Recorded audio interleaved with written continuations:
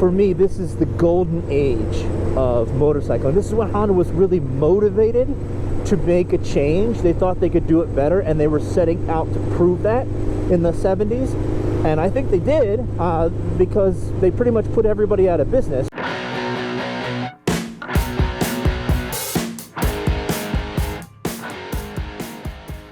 Hello, Dylan from Throttle Company in Columbus, Ohio here. We are going to do another episode of In the Loop, where I take you around our test ride course here in Columbus, Ohio at our dealership, Throttle Company. We do vintage motorcycles. We do Royal Enfield. Today we're doing a vintage. Earlier we did a Royal Enfield. So this is a special motorcycle. This motorcycle is a 1970 CB750. It's a Honda, obviously. This motorcycle changed motorcycling and all machines after it, really. So before that, they were British twins were really the biggest thing. After that, we really have the inline four-cylinder. Now there's some fun controversy. There's plenty of history that goes along with these bikes, so I'll make it brief. But the word was Kawasaki was doing a 750 at the same time, an inline four. Honda beat them to it, came out with this bike in 1969, and then Kawasaki had to scramble and figure it out, and they later came out with the Z1, which is a 900, thinking, well, they've already done a 750, we have to do something more. Anyway, this bike, this represents a really interesting time for motorcycling.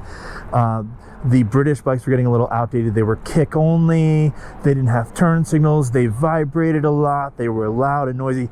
This is a gentleman's motorcycle. This is more of a sophisticated, refined machine. And that's, these represent both the personalities of the places that were making them. You know, the Japanese were about precision and appreciating passion for their craft and things like that. So they thought we could come out with this motorcycle and it would show off what the Japanese can really do in that space. Until this, before this, they were only doing, their biggest bike was a 450, and they did a 450 twin. It was basically their version of the British bike. So this is a thing that they had done completely on their own, and it shocked the world. So 1969 is the very first one. They call the original series, the first 7,400 and I think 14, so basically 7,000. The first 7,000 motorcycles were called sandcast. Now they're actually not sandcast. It was just an early primitive version of casting, and the engine itself, the casing, feels a little bit like sandpaper. It's a little bit of a misnomer, but mostly people call them sandcast. If you ever see someone referring to a CB750 as sandcast, those bikes currently, this is January 2022, those bikes currently are anywhere from $30,000 to $50,000. I've seen them even higher than that for really, really nice examples for a sandcast, basically in that first 7,400 motorcycles. After that, they are die cast, and that's what this engine is. So this is an early bike. This is the first series. They made essentially no changes between 1969 and 1970, so that's why we call these K0. K comes from the Japanese word kaizen, which means iteration. So this is the first version. It's sort of like, I love calling it this way, but Karate Kid wasn't called Karate Kid 1 until they had Karate Kid 2. So this is series 1, which then they called the next one 1, so this is series 0. So that's why we call this a K0. That's your brief history lesson.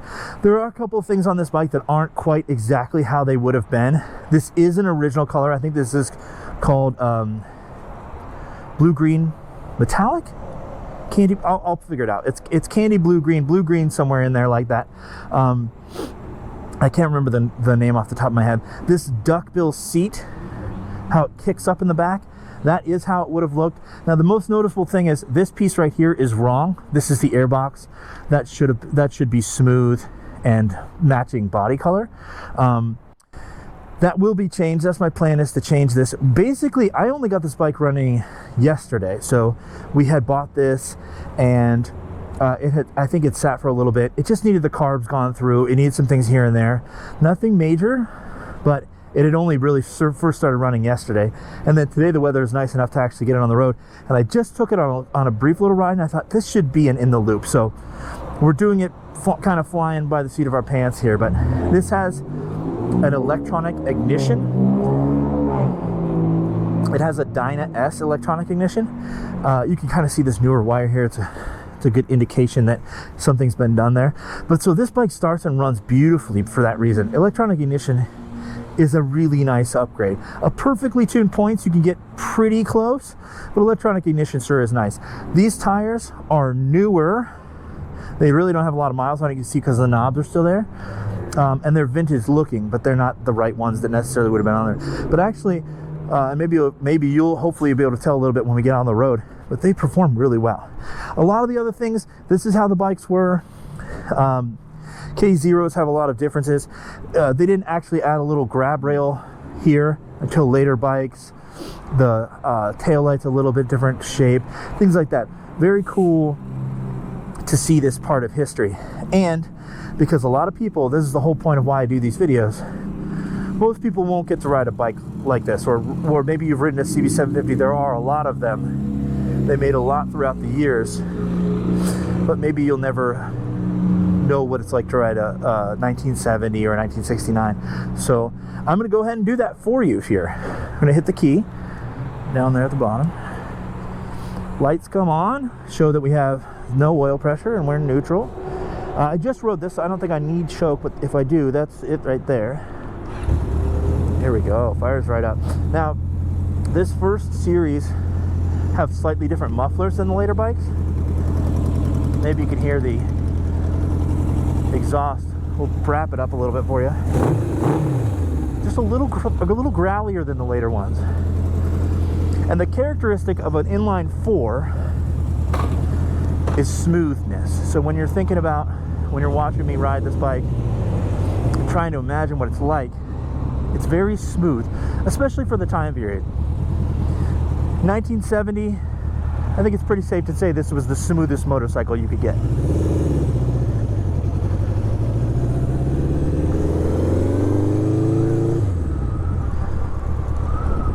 Yeah, as far as, I mean, I feel a little bit of bumps from the road and stuff.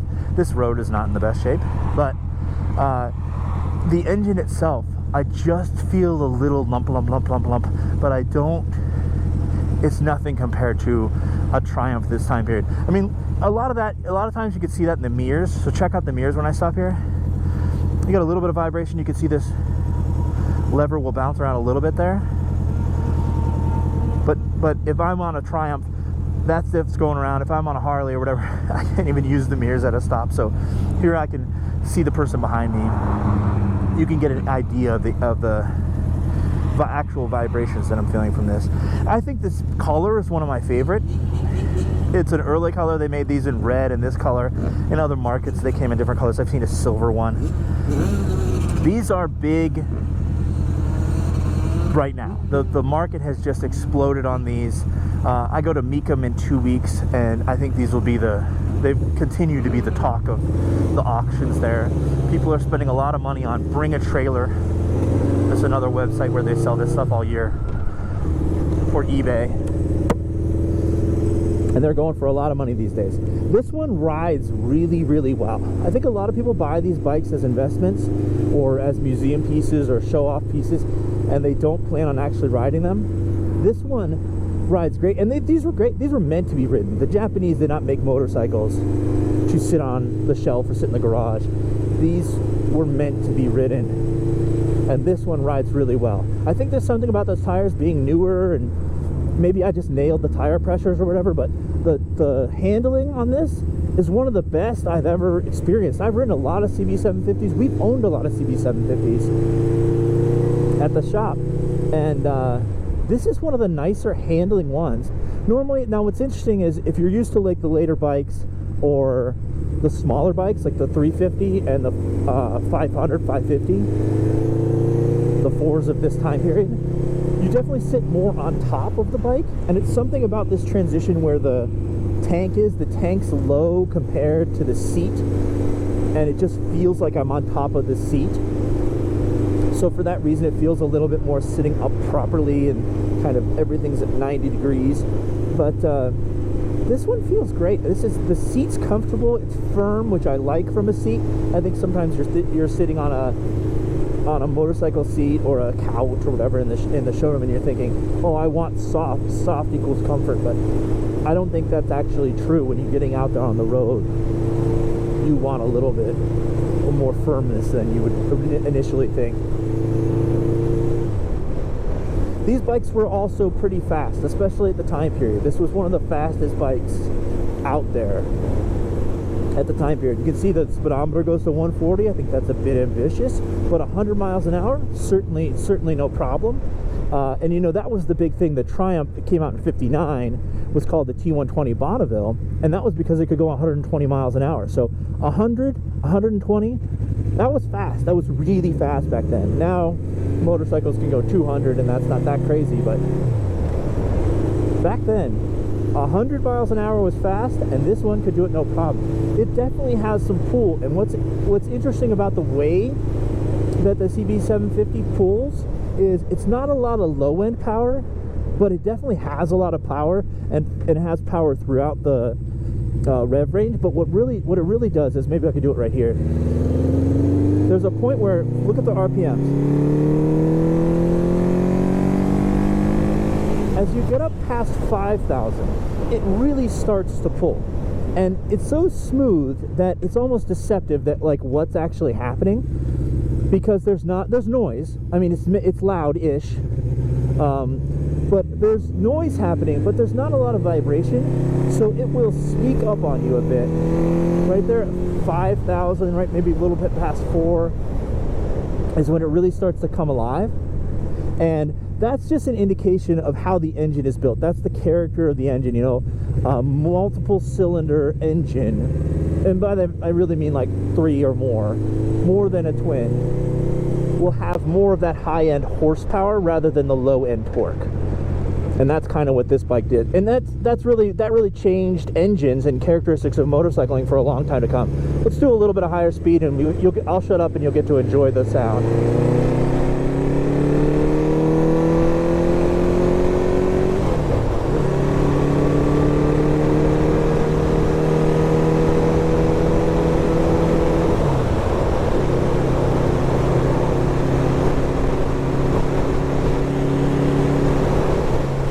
Slow down here because it's probably hard to hear me, but we got going there 60 miles an hour. I'm still in 4th.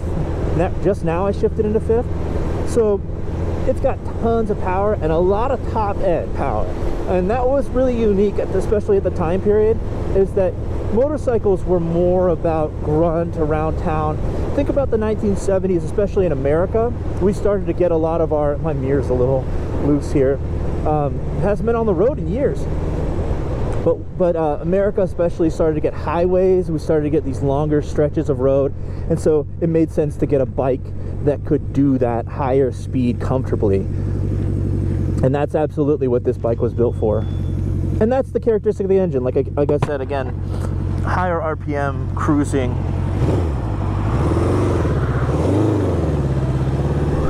These are fun motorcycles. I really think everyone should ride a CB750 at some point. Now, the time period for me, the real golden age, is the single overhead cam, SOHC. And you can see that when you're looking at the outside of the engine. The outside of the engine has this lump that we can see from the side.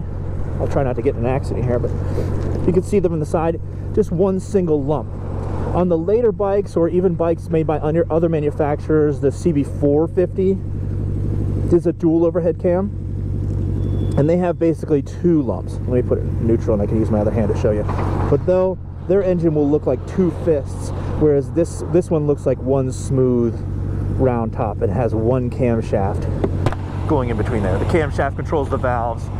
It's a big characteristic how the engine works. So it was old technology by the time they switched over. But when this bike came out, it went from 1969 to 1978, and those are the single overhead cam years. And for me, those are the most desirable years, really, of all motorcycles. The Hondas, especially, that I care about, are in that time frame, 1969 to 1978. There are some cool ones later on that Honda does that are pretty interesting. The GB500, of course, is pretty interesting. That's 89 and 90 in the US, and there's some other random anomalies Honda that I think are pretty cool. But for me, this is the golden age of motorcycling. This is when Honda was really motivated to make a change. They thought they could do it better, and they were setting out to prove that in the 70s. And I think they did, because they pretty much put everybody out of business. Most British motorcycle manufacturers were out of business by the mid-70s. So 3 or 4 years after this bike comes out, everybody's out of business but Triumph. And that says a ton about this motorcycle's impact on the world. And for that reason, I think everybody should ride one. They're very cool. They feel very modern. You know, they've aged really well, especially this one. This is one of the best riding and running CB750s I've ever ridden, and I've seen a ton because they made a lot of these bikes. And they've aged really well because whenever a company puts a lot of technology into a bike or a car or any of those things, they're thinking, okay, we're going to push the envelope, we're going to push the current status of technology and really innovate. That always seems to age well because we adopted all those things now, and here we are. So it has a disc front brake that wasn't super common at the time period, and so of course we use discs now. It has a drum rear because you don't use as much of the rear braking. So that was an innovation that they were doing. Of course, the push button start as standard is a Honda thing too. Harley kind of really pioneered that. A lot of people don't realize that, but just the mild-mannered characteristics of this motorcycle. You know, I haven't mentioned it yet, but a lot of people are familiar with the phrase that Honda was using at this time, which is you meet the nicest people on a Honda. And that was kind of the idea, is they're countering that Harley Davidson bad boy, you know, Hell's Angels kind of attitude with a sophisticated, kind of more refined motorcycle for non-hooligans. I don't normally do this to get off and show you it again, but it's beautiful. And this is what I mean specifically about the single overhead cam. It even says OHC overhead cam. There's one camshaft running through there, and later bikes have the two. But it's just running perfectly. I actually haven't even tuned this. There's some more stuff that I'm gonna do. I don't know if this bike's even gonna be for sale. Normally a lot of these bikes, sometimes we'll buy them thinking, if I'm in love with this, it's not for sale, I gotta have it. If I rode it and it's great and it's a good bike, but I don't have to have it, then it will be for sale. But I have a feeling that between me and my dad, I think he's gonna want this. So it might be tough to pry it from us, but hey, anything's for sale at the right price. But these things are just hot right now, and this is an awesome example of one. This is one of the nicest running 750s. I mean, you can just hear it. Smooth as can be. I haven't even, there's some adjustments I can still make on the carburetor that I haven't even really looked into. The idle is a touch high there. But you came along with me for, you know, the first 5 miles of this motorcycle, running in who knows how long, since I've gotten it, certainly. So thank you very much for coming along with this episode of In the Loop, and I hope you enjoyed it as much as I did. Thank you very much.